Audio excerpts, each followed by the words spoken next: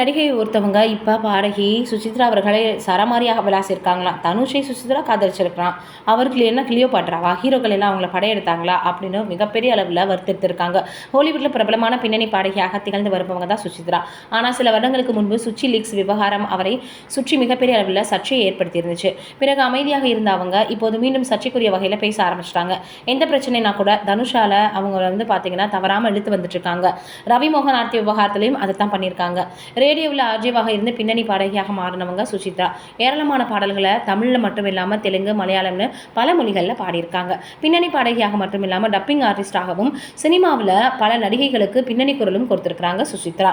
தனது கரியரில் பீக்கில் இருக்கும்போதே நடிகரும் ஸ்டாண்டப் காமெடியருமான கார்த்திக் குமார் அவர்கள் திருமணம் செஞ்சுக்கிட்டாங்க. கடந்த 2016ஆம் ஆண்டு சுசித்ராவினுடைய ட்விட்டர் அக்கௌண்ட்டில் சுச்சி லீக்ஸ் அப்படின்ற பெயரில் பிரபலங்களின் அந்தரங்க புகைப்படங்கள், பார்ட்டி கொண்டாட்ட புகைப்படங்கள்னு வரிசையாக வெளியாகி மிகப்பெரிய அளவில் சர்ச்சையும் அதிர்ச்சியும் ஏற்படுத்தியிருந்தது. அந்த புகைப்படங்களை வெளியானதை தனது ட்விட்டர் பக்கம் ஹேக் செய்யப்பட்டதாக அவங்க விளக்கம் கொடுத்திருந்தாங்க.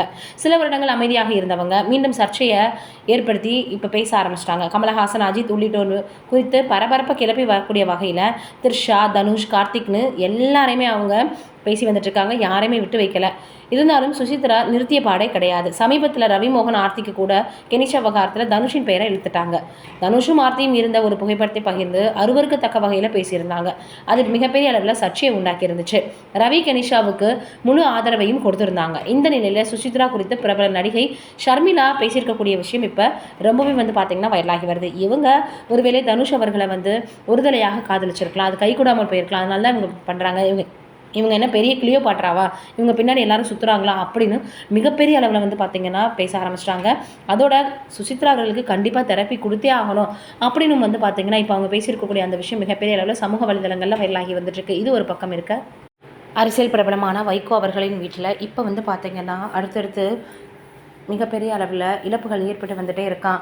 வைகோவின் 2வது சகோதரியான சரோஜா வயது மூப்பு காரணமாக காலமானாங்க. இதையடுத்து வைகோ நேரில் போய் அஞ்சலி செலுத்தியிருந்தார். வைகோவிற்கு 3 சகோதரிகள் மற்றும் ஒரு சகோதரர் இருக்கிறாங்க.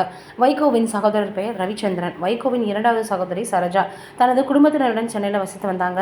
சரோஜாவின் உடல் சென்னையில் இருக்கக்கூடிய அவரது இல்லத்தில் வைக்கப்பட்டிருந்தது. மாநிலங்களவை தேர்தலில் இந்த முறை திமுக சார்பில் போட்டியிட வைகோவுக்கு வாய்ப்பு வழங்கப்படலை. இதனால் கட்சியினர் அதிருப்தியில் இருந்தாங்க. சீட்டு வழங்கப்பட்டாலும் திமுக கூட்டணி தொடரும்னு மதிமுக முதன்மை செயலாளர் துரை வைகோ எம்பி தெரிவிச்சிருந்தார். சீட்டு வழங்காதது சகோதரி மரணம்னு தொடர்ந்து அவருக்கு அதிர்ச்சி மேலே அதிர்ச்சி பார்த்தீங்கன்னா மிகப்பெரிய அளவில் ஏற்பட்டிருக்குது. அவருக்கு மன உளைச்சலை ஏற்படுத்தியிருக்கு. இதை பற்றி நீங்கள் என்ன நினைக்கிறீங்கன்னு மறக்காமல் கமெண்ட்டில் சொல்லுங்கள்.